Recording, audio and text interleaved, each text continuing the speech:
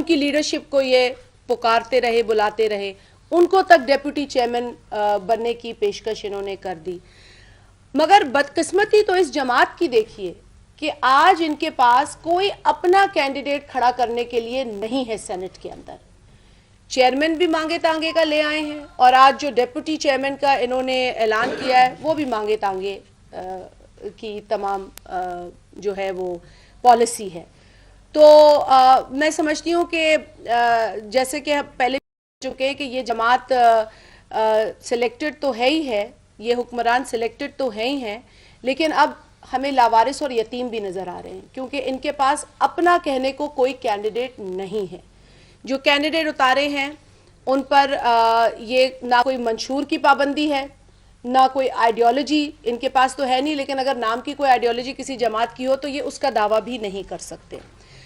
दूसरी जानिब Pakistan peoples party के कैंडिडेट सैयद यूसुफ रज़ा गिलानी साहब, जो कि नेशनल असेंबली से सेनेट का इलेक्शन जीतकर आज सेनेटर बने, और मैं समझती हूँ कि गिलानी साहब की कल की जो तकरीर उन्होंने की है उसमें उन्होंने जो अपने बारे में, अपने तजुर्बे के बारे में बयान किया है वो पब्लिक नॉलेज है।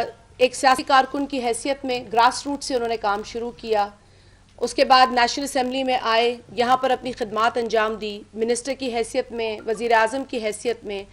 गिलानी साहब ने स्पीकर की हैसियत में जब काम किया तो उनके जो अपोनेंट्स हैं उनकी जमात के, वो तक उनके जिस तरीके से उनका कॉन्डक्ट रहा उस कुर्सी में बैठकर उसकी तारीफ़ करते हैं।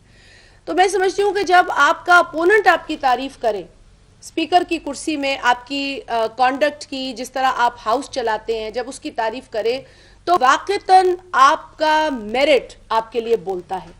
आपको अपनी तारीफ़ नहीं करनी पड़ती, आपके काम से आपकी तारीफ़ होती है। यूसुफ रज़ा गिलानी साहब ने अपनी परफॉर्मेंस से ये साबित किया कि वो आइन पे चलने वाले, कानून पे चलने वाले सियासी कारकुन हैं, जो अगर स्पीकर की कुर्सी पे बैठा दिए जाएं तो वहाँ पर भी अपना बेहतरीन काम दिखाते हैं, वज़ीर आज़म की या वज़ीर की कुर्सी पे भी बैठा दिए जाए तो वो अपना काम एहसन तरीके से करते हैं। गिलानी साहब का ट्रैक रिकॉर्ड, और कल तो उन्होंने अपने ट्रैक रिकॉर्ड में अपना जेल का पीरियड भी शामिल किया, उन्होंने तो जेल भी काटी है एक सियासी कैदी की हैसियत में, और इस मुल्क के लिए उनकी खिदमात नुमायां हैं। इसके साथ साथ क्योंकि हम पीडीएम का हिस्सा हैं और पीडीएम का कैंडिडेट इस वक्त का जो है वो गिलानी साहब की शक्ल में है, जेयूआईएफ की जानिब से जो नाम दिया गया है डेप्यूटी चेयरमैन का, वो भी पीडीएम का ही नाम है। तो मिल के जमातों ने दो कैंडिडेट्स उतारे हैं। इन दोनों कैंडिडेट्स, और हैदरी साहब भी पहले रह चुके हैं इस पोजीशन पे, और उनकी भी जिस तरीके से उन्होंने खिदमात अंजाम दिए हैं सेनेट के अंदर, वो भी किसी से ढकी छुपी नहीं है। तो कहने का मकसद ये है कि देखिए, ये वो कैंडिडेट्स हैं जो अवाम में से आए हैं, इनको अवाम को ही जवाब देना है। ये अवाम के फैसलों के नतीजे में जेल भी भुगत चुके हैं। ये वो लोग नहीं हैं जो कहीं भाग जाएंगे या भागने वाले हैं। इनके लिए ना कोई चोर दरवाज़ा है, ना चोर दरवाज़ा कभी इन्होंने देखा है। ये वो कैंडिडेट्स हैं जो आपके सामने हैं, आपके सवालात के जवाब देते हैं, और असेंबली में इनका ट्रैक रिकॉर्ड है अटेंडेंस के एतबार से। गिलानी साहब का ट्रैक रिकॉर्ड वज़ीर आज़म की हैसियत में बेहतरीन ट्रैक रिकॉर्ड है। उनके लिए तो मैं कहती हूँ उनके मुखालफिन भी उनकी परफॉर्मेंस का दम भरते हैं। जो उन्होंने काम किए, अपनी जमात के लोगों को अकोमोडेट किया, दीगर जमात के लोगों को अकोमोडेट किया। उन्होंने असेंबली में आकर उन तमाम डिपार्टमेंट्स के सवालात के जवाब दिए जो उनके सुपुर्द थे। वो कभी भी असेंबली की कार्रवाई से नहीं भागे, बल्कि शायद कोई रुकन कौमी असेंबली एब्सेंट रहा हो, लेकिन वज़ीर आज़म रेगुलरली अपने दौरे हुकूमत में असेंबली आया करते थे। तो ये चंद ऐसी बातें आपके सामने दोहरानी थी, और अफसोस का इजहार करना था हुकूमत की इस वक्त की जो उनका तरीक़ाकार है सेनेट के इलेक्शंस को लेकर, चेयरमैन सेनेट के इलेक्शन को लेकर वाज़े तौर पे नज़र आ रहा है कि ये हुकूमत जो है ये अपने होश खो बैठी है। 3 मार्च के बाद तो इनके वैसे ही होश जो थे वो उड़े हुए थे, लेकिन अब जिस तरीके से पे दर पे ये बयानात दे रहे हैं, पे दर पे कभी कोई खड़ा हो जाता है ईसीपी के आगे, और ये भी आपने देखा कि कल ही नतीजा आ गया, गिलानी साहब को इन्होंने डिस्क्वालीफाई करने के लिए एप्लीकेशंस दे दी, वहाँ एक फ़ौज भेज दी इलेक्शन कमीशन की तरफ, गिलानी साहब के इलेक्शन से कबल वीडियोस लीक कर दी, اور پھر یہ برملا کہتے رہے کہ جی ویڈیوز جو تھیں وہ ہم نے خود ہی بنائی تھیں. تو بھائی آپ نے بنائی جس نیت سے تھی وہ نیت بھی یوسف رضا گیلانی کے خلاف تھی. سید یوسف رضا گیلانی کے کینڈیڈیچر کا خوف اس قدر تھا کہ ان کو پوری سازش کرنی پڑی, ان کو ویڈیو بنانی پڑی اور پھر آ کے کہنا پڑا کہ یہ ویڈیو انہی کے خلاف ہم نے بنائی تھی. تو یہ بھی تو بدنیتی پر مبنی ہے, یہ بھی تو ایک گھنونی پریکٹس ہے, ایک کرپٹ پریکٹس ہے. اس کا بھی تو الیکشن کمیشن نوٹس لے کہ آپ ایک ممبر کو ہراساں کر رہے ہیں, ایک ممبر کو ڈسکوالیفائی کرانے کے عمل کو آپ نے ان کے الیکشن سے پہلے ہی شروع کر دیا. جب وہ کامیاب ہو جاتے ہیں اس کے بعد آپ دوبارہ ای سی پی ان کی کامیابی کے خلاف چلے جاتے ہیں. ساتھ ہی ساتھ آپ کہتے ہیں کہ جی میجورٹی ہے آپ کے پاس تو اوپن بیلٹ کرا دو قومی اسمبلی میں. اب تو میجورٹی پی ڈی ایم کی جماعتوں کے پاس ہے سینٹ کے اندر, تو اب یہ پی ٹی آئی کیوں اوپن بیلٹ سے بھاگ رہی ہے؟ اب کیوں نہیں؟ اب تو ان کے وزیر دلیل پیش کرتے ہیں کہ یہ سیکرٹ ہونا چاہیے. اب تو میں نے ان کے وزراء کو دلائل پیش کرتے سنا ہے مختلف ٹیلی ویژن چینلز پر, جو آ کر قرآنی آیات سے شروع کرتے ہیں. وہ آپ کہتے ہیں جی سیکرٹ بیلٹ ہونی چاہیے کیونکہ اس کرسی میں سیکرٹ بیلٹ ہوتی ہے. ارے بھائی اگر وہاں پر یہ حلال تھا تو پھر یہاں پر بھی وہ طریقہ حلال ہونا چاہیے. یہاں پر وہ طریقہ حرام ہے لیکن قومی اسمبلی میں وہ طریقہ حلال تھا. تو اب تو پی ڈی ایم کی میجورٹی ہے, اگر اصولوں کی سیاست کر رہے ہیں اور اسی اصول پر قائم ہے اوپن بیلٹ کے, تو پھر یہاں پر بھی وہی موقف اختیار کرنا چاہیے تھا. لیکن چونکہ عمران نیازی شروع سے لے کے آخر تک منافقت کی پالیسی اور منافقت کی سیاست کر رہے ہیں, لہٰذا یہاں پر بھی وہ اپنی منافقت سے باز نہیں آئے ہیں. میں دیگر ساتھیوں کو بھی شامل کروں گی اس گفتگو میں اور پھر آپ کے سوالات لیں گے. ٹھیک ہے, آپ کہیں گے بات کریں. میں بتاتی ہوں ہم نے کیوں لکھا. اپوزیشن کو بڑا دھچکا لگا تھا, تو آج آپ کس حد تک اپوزیشن اس بات پر یہ کہہ سکتی ہے دعویٰ کہ کل گیلانی صاحب کامیاب ہوں گے, اور ادھر سے بھی ظاہر پورا زور لگایا جا رہا ہے, تو آپ کی کیا کامنٹس ہے اس سوال میں؟ دیکھیں جو پہلے سینٹ چیئرمین کا الیکشن ہوا تھا اس وقت بھی اگر ایک اپسیٹ ہوا تھا تو ہم نے سسٹم کو اکھاڑنے کی بات نہیں کی تھی. ہم نے یہ نہیں کہا تھا کہ پارلیمنٹ کو خدا نخواستہ آگ لگا دو.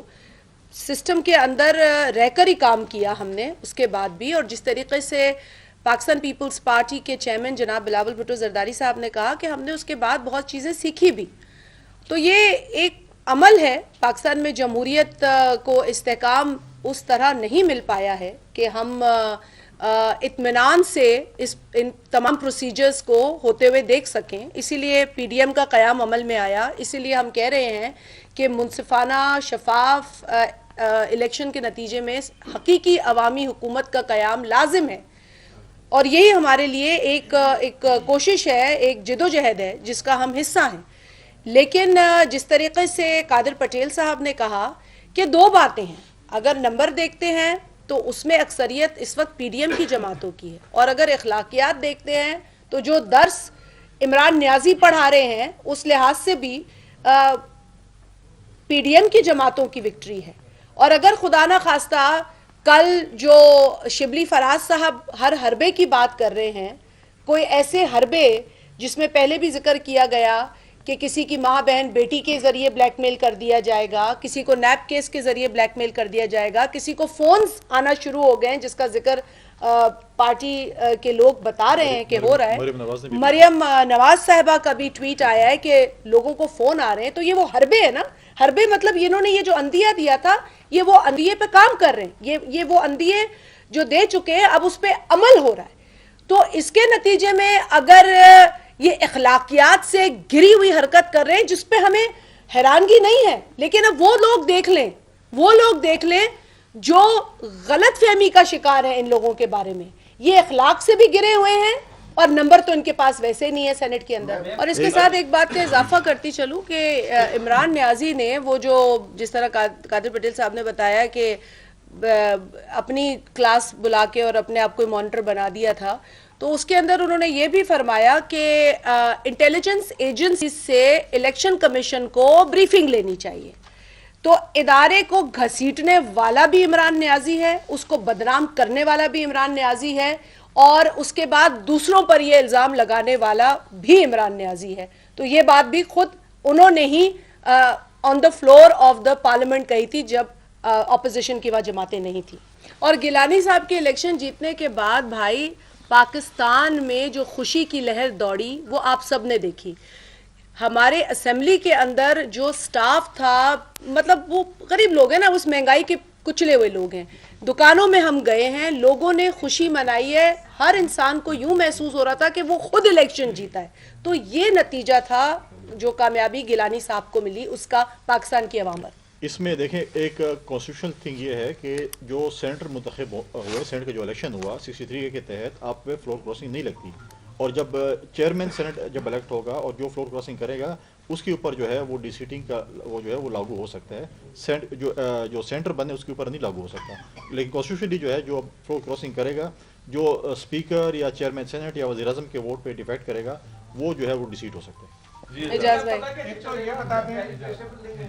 یہ بتا دیں کہ نمبر گیم کیا ہے تاکہ یہ اندازہ ہو سکے کہ کون کس کے ووٹ کتنے توڑ رہا ہے, نمبر 1. نمبر 2 یہ کہ جو ابھی آپ نے بات کی ڈیفیکشن کلاس کی, یہ بات درست ہے, لیکن جب ماضی میں یہ ہوا اور آپ کے کچھ 14 لوگوں نے, جن میں سے کچھ ووٹ خراب کرنے والے تھے, کچھ سنجرانی کے حق میں ووٹ ڈالنے والے تھے, اس وقت ان کو اپنے ڈیفیکشن کلاس کے تحت داخل کیوں نہیں کروایا تھا؟ نمبر گیم بتا دوں پہلے. دیکھیں 52 ہے اپوزیشن کے اور 48 ہیں پی ٹی آئی کے, ان کی الائز کے ساتھ.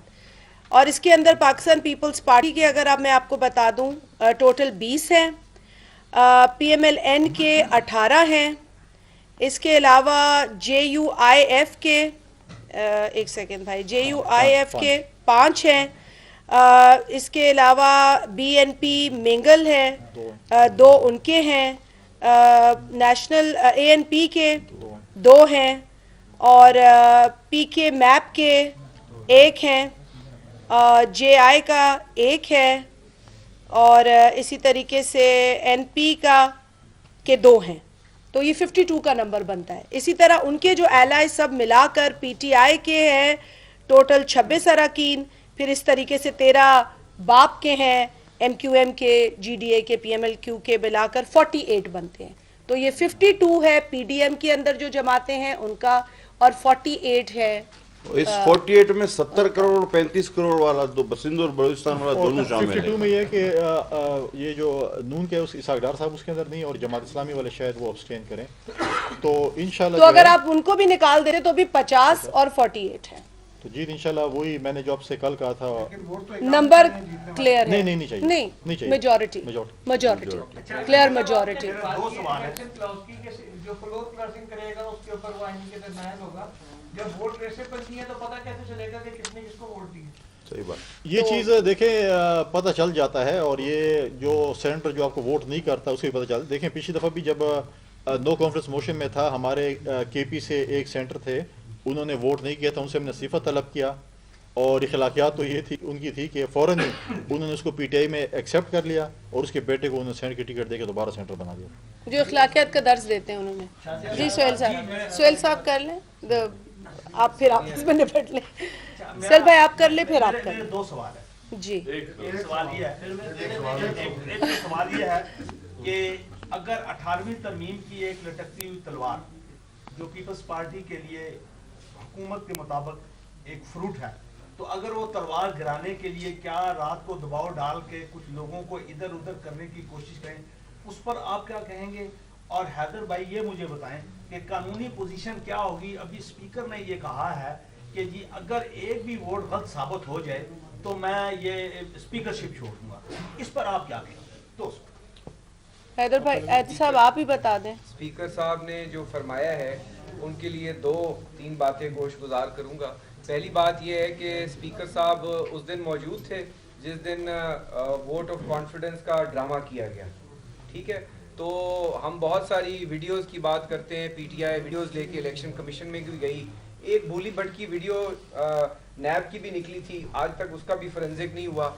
تو ایک ویڈیو اور بھی ہے جو قومی اسمبلی کے اس اجلاس کی ہے, اس ویڈیو کا فورینزک کروا لیں کہ اس میں اسپیکر صاحب وہی اگر ہمیں ہینڈل کر کے بتا دیں تو ان کو پتہ چل جائے گا کہ ان کو کرسی پہ رہنا چاہیے یا نہیں. کہ اگر 4 اسپیشل اسسٹنٹس اور 2-3 سینیٹرز بیٹھے ہیں اور آپ اپنی گنتی پوری کروا رہے ہیں, گو کہ وہ کارروائی ہی قانون کے خلاف ہے. اور پاٹیل صاحب بیٹھے ہیں, ان کو معلوم ہے کہ قومی اسمبلی کا اجلاس نہیں چل سکتا اگر کورم پورا نہ ہو, لیکن وہ ووٹ آف کانفیڈنس کا اجلاس کیسے چل سکتا ہے بقول ان کے, جس کے اندر آپ نے باہر سے سڑک سے اٹھائے ہوئے لوگ بٹھا دیں, راجہ بازار سے اٹھا کے بٹھا دیں. اگر اسپیشل اسسٹنٹ اس ایوان میں نہیں بیٹھ سکتا تو اس کی وہی اہمیت ہے جو ایک بازار میں چلتے ہوئے آدمی کی ہے. تو اگر آپ نے بازار سے بندے اکٹھے کر کے اسمبلی میں بٹھا دیے اور وہ ویڈیو بنی ہے, قومی اسمبلی کے ریکارڈ کا حصہ ہے, اسی کا ہی فورینزک کروا لیں. ہم نے تو نہیں بٹھائے تھے, گیلانی صاحب نے تو نہیں بٹھائے تھے. تو اگر ایک آدمی اپنی اسمبلی کی کارروائی آئین اور قانون کے مطابق نہیں چلا سکتا تو اس کو اسپیکر رہنے کا حق نہیں ہے. ایک بات. دوسری بات آپ نے جو فرمائی ہے 18ویں ترمیم کے حوالے سے, 18ویں ترمیم کو اب آئین اور قانون میں ایک پرماننٹ سٹیٹس مل گیا ہے. اس پر عدالت عالیہ کے بہت سارے فیصلے آ چکے ہیں, اور جس طریقے سے پاکستان پیپلز پارٹی کی قیادت نے پی ڈی ایم کو متحد کیا ہے, 18ویں ترمیم کے فروٹس کیا ہیں. جس طرح ابھی بات کی گئی, صدر آصف زرداری صاحب نے صوبوں کو امپاور کیا. پنجاب کو اگر 200 ارب ملتے تھے تو اب 1000 ارب ملتے ہیں سال کے, اگر سندھ کو 150 ارب ملتے تھے تو اب 800 ارب ملتے ہیں سال کے. تو آپ نے صوبوں کو فائنینشلی امپاور کیا ہے اور انہوں نے اپنے صوبے کیے ہیں, منصوبے چلائے ہیں. 18ویں ترمیم کا رول بیک وہی سوچ چاہے گی جو ڈیموکریٹک پروسیس کا رول بیک چاہتی ہے, جو پریزیڈنشل فارم لانا چاہتی ہے, جو 1 مین 1 ووٹ کے مخالف ہیں, جو اس قسم کے نظام حکومت کو لانا چاہتے ہیں کہ ہر ادارے کی بھی اتھارٹی بن جائے اور ہر جگہ ہمارے ہی لوگ بیٹھیں اور پاکستان میں فیصلہ سازی ایک چھڑی سے ہو, ایک سوچ سے ہو. تو جمہوری قوتیں لڑیں گی, اپنے مہذب طریقے سے لڑیں گی اور انشاءاللہ اپنا کردار ادا کریں گی. گیلانی صاحب کے حوالے سے اگر مجھے اجازت دی جائے, میں ایک بات کرنا چاہوں گا کہ ان کا مقابلہ کسی سیاسی آدمی سے نہیں ہے. اس وقت باپ کا مقابلہ بیٹے سے ہے. باپ وہ ہے جو باپ کے چیئرمین ہے اس وقت, اور وہ آج ان کی بھی ایک ویڈیو لیک ہوئی ہے اور وہ کہہ رہے ہیں کہ ان کو کسی نے بنوایا تھا. ہاں, ان کو اسی جماعت نے بنوایا تھا جس کے آج کے کینڈیڈیٹ یوسف رضا گیلانی صاحب ہیں. وہ پاکستان پیپلز پارٹی کے ووٹوں سے بنے تھے اور آج بھی وہ انہی ووٹوں سے اپنی شکست تسلیم کر لیں تو بہتر ہے, کیونکہ پی ٹی آئی خود ان کو نہیں بنوانا چاہتی. پی ٹی آئی نے جس طرح اپنا حصہ ڈالا ہے اپنے ووٹ ضائع کر کے وزیر اعظم سمیت ان کے وزراء سمیت, آپ دیکھیے گا کہ پی ٹی آئی کے کئی ایسے وزراء ہیں جو ہیں بغیر سوچے سمجھے طریقے سے جائیں گے اور ووٹ دیں گے, اور آپ دیکھیے گا سنجرانی صاحب خود بیٹھے ہوں گے اور رو رہے ہوں گے کہ مجھے ہرانے والی پی ٹی آئی ہے. جی جی شادیہ صاحبہ یہ بتائیں کہ جیکم آباد کی جو پی ٹی آئی کی ایم پیز ہے, خبریں یہ آ رہی ہیں کہ ان کو فارغ کر دیا گیا ہے اور الزام یہ ہے کہ وہ ان پیپلز پارٹی کے سینیٹرز کو ووٹ دیا ہے. اب جب فارغ ہو جائیں گے تو ان کی پیپلز پارٹی میں ایکسیپٹنس کی کیا لیول ہوگی؟ اور دوسری بات آپ نے کہی کہ خدشہ ہے کہ ممبران کو اٹھایا جائے, مگر اس حد تک خطرناک صورتحال ہے اگر اپ سیٹ ہو جاتا ہے تو پھر کیا آپ عدالت میں جائیں گے یا پھر نو کانفیڈنس جائیں گے, پھر حکمت عملی کیا ہوگی؟